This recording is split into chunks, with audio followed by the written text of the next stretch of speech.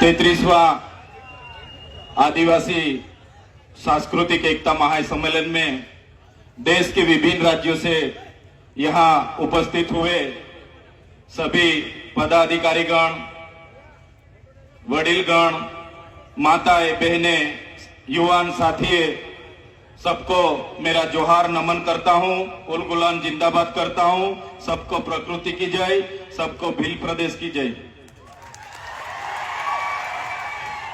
इस मंच से हमारे पहले जो भी वक्ता आए हैं उन्होंने बहुत अच्छी अपनी बात रखी है। ज्यादा बात मैं नहीं रखूंगा, काफी सारे एमएलएस बैठे हैं, हमारे साथी मित्र राजकुमार जी बैठे हैं, तो उनको भी हमको सुनना है, तो ज्यादा बात मैं नहीं रखूंगा।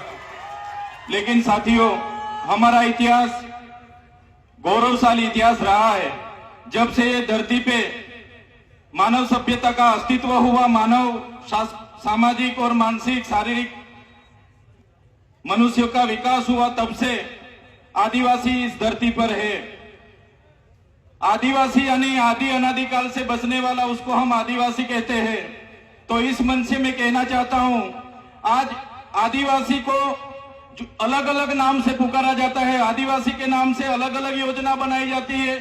आदिवासी की अस्मिता मिटाने के लिए आपने देखा होगा, आदिवासी को आज शेड्यूल ट्राइब, जनजाति, वनवासी, वन बंधु के नाम से भी आज बुलाया जाता है। तो इस मंच से सभी मेरे साथियों को निवेदन करता हूं को आदिवासी को बचाने के लिए हम कोई वन बंधु नहीं है, हम कोई वनवासी नहीं है, हम आदिवासी है, आदिवासी ही हम रहेंगे। साथियों, आदिवासी का इतिहास डॉक्टर जीतू भाई ने बताया कि 23,000 साल से यहाँ आदिवासी रह रहा है। आदिवासी का स्वभाव सरल था, संवेदनशील थे। आदिवासी प्राकृतिक पूजक थे, प्राकृतिक मूल्यों को जतन करते थे, सामूहिक भावना साथ में रखते थे, सहकारी भावना रहती थी।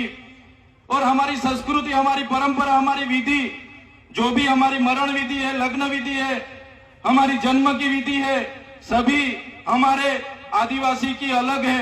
हम प्रकृति के साथ में रहने वाले लोग हैं, हम धर्मपूर्वी हमारी संस्कृति में मानने वाले लोग हैं।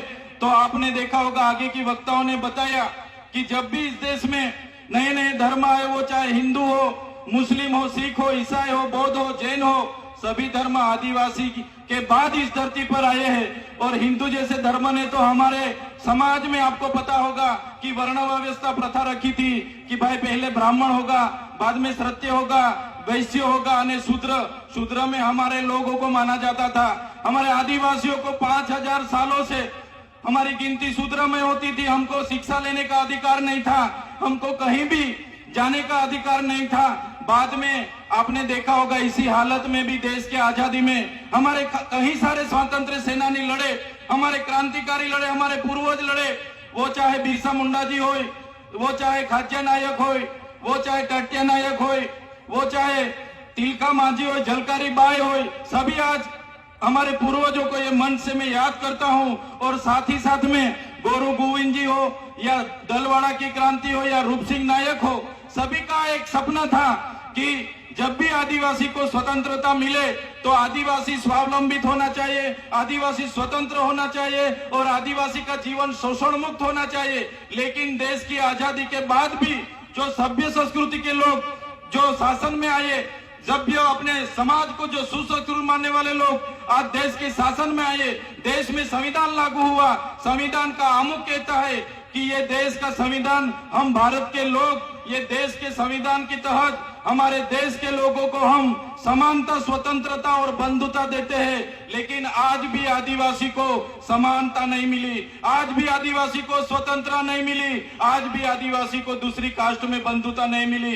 इसलिए हम कहना चाहते हैं, हम कई सारे कार्यक्रम करते हैं और कई सारे मंच पर भी हमारी व्यक्तिगत बात हम रखते आ रहे हैं, आज भी हम इस मंच से रखेंगे। जब तक आदिवासी को स्वायत्त राज नहीं मिलेगा, आदिवासी का अपना स्वतंत्र राज्य नहीं होगा, तब तक ये सरकारों में आदिवासियों का विकास होने वाला नहीं है। हमको तीनों और चारों राज्यों, वो चाहे मध्य प्रदेश हो, महाराष्ट्र हो, गुजरात हो, राजस्थान हो, सभी नेतागण यहाँ बैठे हैं, सभी बुद्धिजीवी लोग यहाँ बैठे, कर्मचारीगण यहाँ बैठे। मैं मेरी व्यक्तिगत तौर पे से एक बात रखना चाहता हूँ, हमको आने वाले दिनों में हमारा जो भील प्रदेश था उसको लेने के लिए हमें आवाज उठाना पड़ेगा। हमको भील प्रदेश मांगना पड़ेगा इस सरकार पे। देश का 29वां राज्य हमारा भील प्रदेश होना चाहिए, और हमारा भील प्रदेश जब बनेगा तभी हमारा आदिवासी स्वायत्त राज्य में अपना विकास कर पाएगा। ये हम व्यक्तिगत सोच रहे साथियों।